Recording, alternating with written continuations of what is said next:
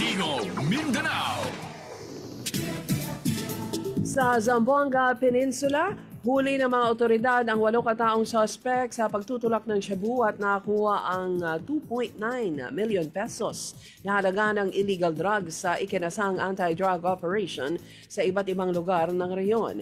Pinakamalaking nakumpiska ay noong August 8 sa lungsod na abot naman ng 2.5 million pesos na halaga ng shabu ang nakuha sa magkahiwalay na operasyon at pagkahuli ng 3 mga suspects ayon kay Zamboanga Peninsula Police Director Brigadier General Eliazar Mata. Sa Davao Region, sinabi ng Eastern Mindanao Command o EastMINCOM na ito ay nasa huling bahagi na ng kampanya upang tuluyang mabura ang mga rebelding NPA sa mga lalawigan at bayan na sakop nito. Ayon kay EastMINCOM spokesperson, Lieutenant Colonel Salvacion Evangelista, maliban sa pagbura sa mga rebelde ay isinusulong ng EastMINCOM ang pagpanatili ng kapayapaan sa pamamagitan ng long-term community-based initiatives.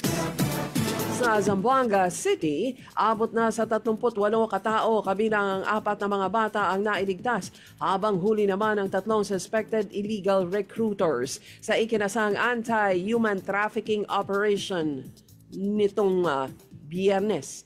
Ang mga nailigtas ayon sa Zamboanga City Maritime Police ay sakay ng lansa na MLJ Sayang habang nakadaong sa pantalan ng barangay Bariwasan. Sila ay patungong Taganak o Turtle Island bago tutuloy ng Malaysia. Sa Cagayan de Oro City, kritikal ang kalagayan ng isang 9 na taong gulang na estudyante sa ospital ng lungsod matapos na bugbugin ng 5 grade 7 pupils sa Iligan City.